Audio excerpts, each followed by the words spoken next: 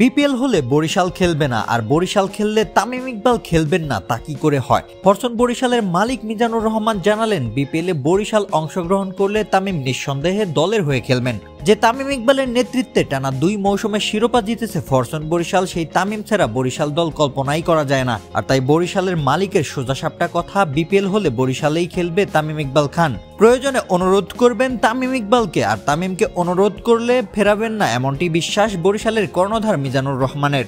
চলতি বছরের ডিসেম্বরেই হওয়ার কথা দ্বাদশ বিপিএল, তবে প্রস্তুতির অভাব আর সময়ের সীমাবদ্ধতা নিয়ে দুশ্চিন্তায় বেশ কয়েকটি ফ্র্যাঞ্চাইজি। একই সুর বরিশালের কর্ণধার মিজানুর রহমানের কণ্ঠেও।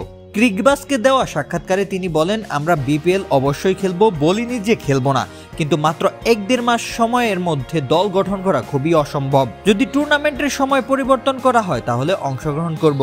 তবে কথার মাঝেই স্পষ্ট হয়ে যায় বরিশাল ছাড়া বিপিএল আয়োজন যেন একেবারেই বেমানান। টানা 2 বারের শিরোপাজয়ী দল ফরচুন বরিশালকে ছাড়া বিপিএল হবে এমনটা ভাবলে হয়তো কষ্ট পাবেন সমর্থকরাও। অন্যদিকে বিসিবি নির্বাচন ঘিরে তামিমের লিগ বয়কটের গুঞ্জন নিয়েও পরিষ্কার বক্তব্য দিয়েছেন বরিশালের কর্ণধার। তার ভাষায় তামিম খেলা বয়কট বলতে স্বাভাবিক খেলা বয়কটের কথা বলেছে, এর সঙ্গে বিপিএল এর কোনো সম্পর্ক নেই।